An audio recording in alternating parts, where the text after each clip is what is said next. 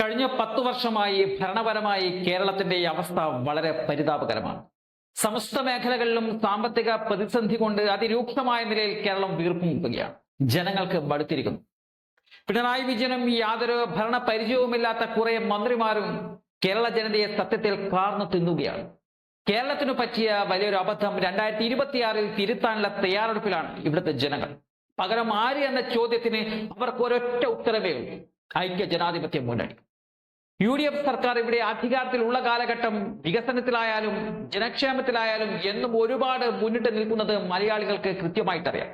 അതുകൊണ്ട് തന്നെ 2026 അവർക്ക് മുന്നിൽ മറ്റൊരു ഓപ്ഷൻ ഇല്ല എന്ന് തന്നെ പറയേണ്ടി വരും.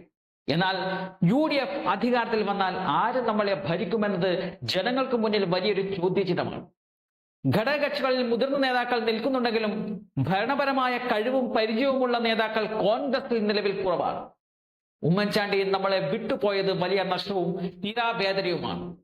എന്നാൽ ഉമ്മൻചാണ്ടിക്കൊപ്പം നിന്ന് കോൺഗ്രസിനെ നയിച്ച രമേശ് ചെന്നിത്തലയാണ് നമുക്ക് മുന്നിലുള്ള വലിയൊരു പ്രതീക്ഷ.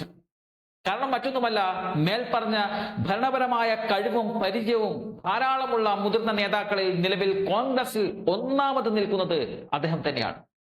28 വയസ്സുള്ളപ്പോൾ കേരളത്തിലെ ഏറ്റവും പ്രായം കുറഞ്ഞ മന്ത്രി എന്ന റെക്കോർഡ് സൃഷ്ടിച്ച് ഭരണരംഗത്തേക്ക് കടന്നുവന്ന് കേരളത്തിന്റെ ആഭ്യന്തര മന്ത്രി പദവി വരെ അദ്ദേഹം കൈകാര്യം ചെയ്തു. സംഘടനാ തലത്തിലും അദ്ദേഹത്തിന്റെ കഴിവ് അസാധാരണമാണ്. 1970 അദ്ദേഹം KSU ചെന്നിത്തല HS യൂണിറ്റ് സെക്രട്ടറിയായി. തുടർന്ന് KSUവിൽ നിരവധി സ്ഥാനങ്ങൾ അദ്ദേഹം വഹിച്ചു. 1971 Mavelikara taluk general secretary, 72 KSU Alappuzha ജില്ലാ ട്രഷറർ, 73 ആലപ്പുഴ ജില്ലാ സെക്രട്ടറി, 75 KSU സംസ്ഥാന എക്സിക്യൂട്ടീവ് അംഗം, 1978 KSU സംസ്ഥാന വൈസ് പ്രസിഡന്റ്, ഒടുവിൽ 1980 KSU സംസ്ഥാന അധ്യക്ഷനായും അദ്ദേഹം ചുമതലയേറ്റു. 82 അദ്ദേഹം NSUI അഖിലേന്ത്യാ പ്രസിഡന്റായി തെരഞ്ഞെടുക്കപ്പെട്ടു. 86 അദ്ദേഹം യൂത്ത് കോൺഗ്രസ് സംസ്ഥാന അധ്യക്ഷനായി. 1990 ഇന്ത്യൻ യൂത്ത് കോൺഗ്രസിന്റെ ദേശീയ അധ്യക്ഷനായി. 3 തവണ പാർലമെന്റ് അംഗം. AICC സെക്രട്ടറിയായ അദ്ദേഹം 2001 7 സംസ്ഥാനങ്ങളുടെ സ്വതന്ത്ര ചുമതലയും 2002 5 സംസ്ഥാനങ്ങളുടെ സ്വതന്ത്ര ചുമതലയും ഏറ്റെടുത്തു. 2004 ഇന്ത്യൻ നാഷണൽ കോൺഗ്രസിന്റെ പരമോന്നത സമിതിയായ കോൺഗ്രസ് വർക്കിംഗ് കമ്മിറ്റിയിലേക്ക് അദ്ദേഹത്തെ തിരഞ്ഞെടുത്തു.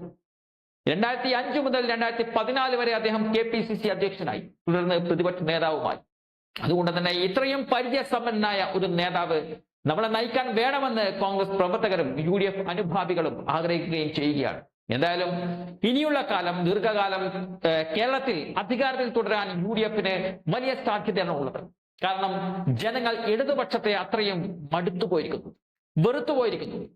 അങ്ങനെ വരുമ്പോൾ ദീർഘവീക്ഷണമുള്ള, പ്രവർത്തന പരിചയമുള്ള, സയന്റിഫിക്കായി കാര്യങ്ങൾ കൈകാര്യം ചെയ്യുന്ന ഒരു നേതാവ് തന്നെ UDF മുന്നണിയെ നയിച്ച് മുഖ്യമന്ത്രിയായി ഭരണം നടത്തണം. അങ്ങനെയുള്ള എല്ലാ കഴിവും രമേശ് ചെന്നിത്തലക്കുണ്ട്.